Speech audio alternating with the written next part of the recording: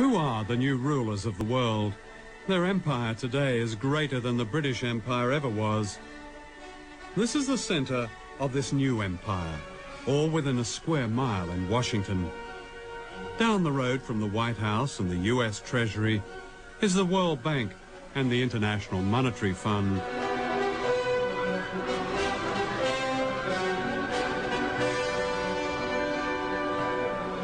These two bodies are the agents of the richest countries on earth, especially the United States. The World Bank and the IMF were set up near the end of World War II to rebuild the economies of Europe. Later they began offering loans to poor countries, but only if they privatized their economies and allowed Western corporations free access to their raw materials and markets. Debt has really been used as an instrument in order for the IMF and the World Bank to get their policies implemented in many developing countries. And we're into a situation now where the poorest countries are in a cycle, a vicious cycle of poverty.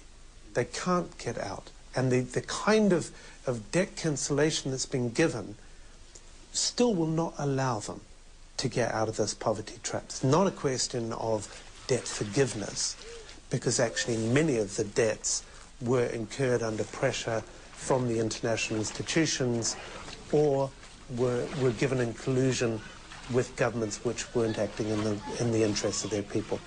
Let me ask you, do you know the difference between Tanzania and Goldman Sachs? Tanzania is a country that has a gross national product of $2.2 billion and shares it between 25 million people. Goldman Sachs is an investment firm which has annual profits of $2.2 billion and shares them among 161 partners. That's the world we're living in now.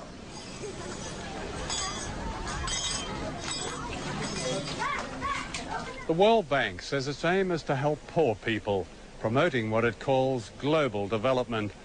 It's an ingenious system, a kind of socialism for the rich and capitalism for the poor.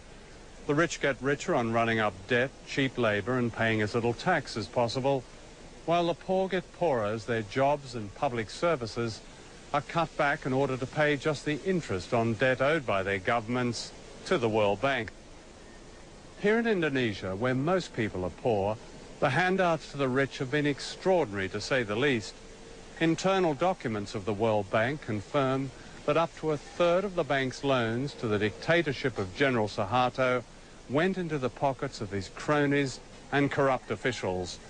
That's around $8 billion.